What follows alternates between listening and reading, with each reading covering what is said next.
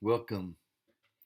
I'm praying God's blessings over you today and have been since this morning when I was um, supposed to have this little piece on Maundy Thursday out this morning, and my meetings and schedule got so rearranged that I had to wait till this afternoon. If that messed anybody up, my apologies, but it did me. So, as with so many things, our schedules that we want to happen sometimes get disrupted, right? But I'm thankful that you're here for a few minutes thinking about Maundy Thursday in the Holy Week, and this is the day where, as many of you will know, we think about uh, the Last Supper. We think about Jesus instituting the bread and the wine as the body and blood that we would remember representing Him, the gift of His body and His blood that was given in the new covenant. And Matthew 26 makes that really clear that Jesus is speaking of the instituting of a new covenant with His people. Um, the old covenant recounts the story of the Exodus and Passover, which this is the meal that is the first meal in the Passover series of events that Jesus is entering into, and he's having this meal with his disciples, and at which time they would be thinking about the Passover. This is Passover celebration time, when God's people would remember the Exodus out of out of Israel. Excuse me.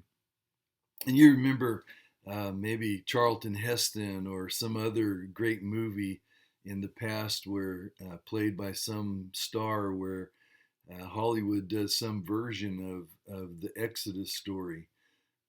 Moses and the Israelites in Egypt, and God says, take the blood and put it on the doorposts and eat this meal and eat it standing, unleavened bread, um, and eat it standing and dressed and ready to go, because they were going to move out of their Egyptian slavery quickly. So that was the meal then. The Exodus story is preceded by a meal that will be remembered for ages to come by the Jewish people, by Israel, so that they remember always that it was God who brought them out by a mighty hand, by His right arm.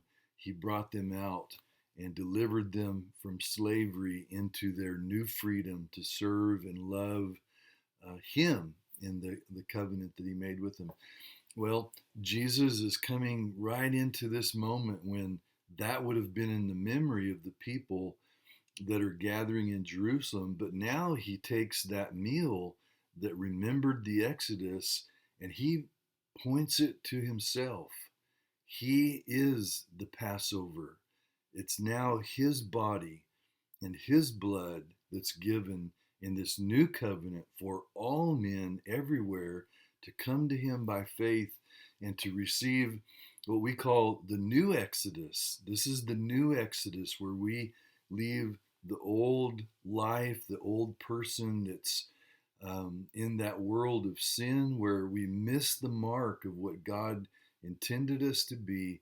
And Jesus, through His sacrifice, through His opening life up for us through the cross and through the resurrection, we enter into this new life. So we come through this Exodus with Jesus. You remember in Luke, we talked about how Jesus with Moses and Elijah on the mountain, what we call the transfiguration, Jesus was speaking to them about His Exodus. And so this is that moment.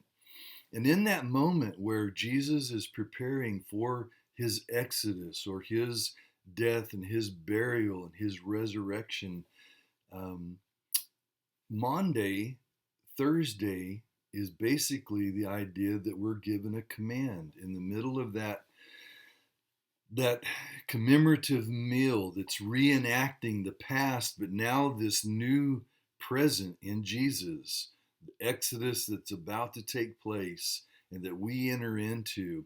In our baptism is that it's our entrance in through death into Jesus. We are buried with him and we're raised up with him in new life. That's what Romans chapter 6 describes. It's an Exodus story in Romans chapter 6.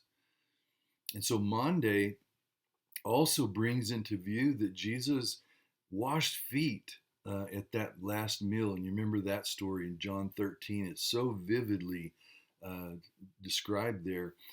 And when Jesus washes their feet, he says, "Do you see what I've done for you?" And of course, they're looking around and, well, I think so. They don't really know yet what this is all about. But Jesus says, "A new commandment I give to you, that you love one another as I have loved you." Jesus wasn't saying something new in time. Love was always a part of God's way for the world to work, and it was always his way for his people to work together in this world. Love has always been God's way. It's the way he created things to work at their best. But Jesus came, and what was new about this commandment, he said, "A new commandment I give you, that you love one another as I have loved you." The newness of this is the kind of love that's demonstrated by Jesus. Jesus demonstrated his love for people who didn't like him, that hated on him, that rejected him, for a whole world, for all time, that's rebelled against him. Jesus died on the cross to express the love of God for all who have been created and lived in this world. And so Jesus is giving his people a new command. That's what Maundy means, command.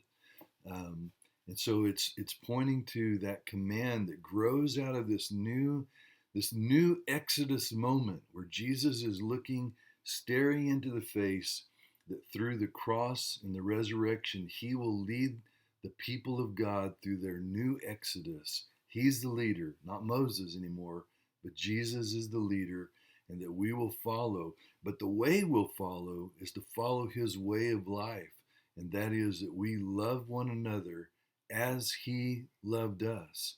And that includes our enemies and everyone between, the people that we really, really love and the people that we consider enemies as well. Everyone between that. Jesus died for everyone. He says now, this new commandment is, you love me the way I have loved you. So on Maundy Thursday of Holy Week, we remember that Jesus in this upper room in Jerusalem with this small band of people around who were odd in every way and different and should have clashed in so many ways. Jesus has drawn them together, a diverse group of people. He's drawn them together. And in that moment, he says, what this is really all about, what I've done and what I need you to understand and for you to do is you to go out into the world and love the way I have loved you. And of course, the way that he will express fully on the cross, the love of God for the whole world. Not while we were friends, not while we loved God, but while we were yet enemies. Christ died for us. Christ died for the ungodly and for all of us. And so that's what we remember today is the command that's so central to Christianity, to the mission of the church in the world, the kingdom mission of God, to express the love of God through his people. And you're the tangible expression of that. You and I am the tangible expression of the love of God for so many people around us. I pray today that as you have been and continue to think about this week and maybe the significance of this day, that you remember that we are on a new journey with Jesus. And that journey, we're called to we're given a command to journey this way just as Jesus did, to love each other just like he loved us. God bless you.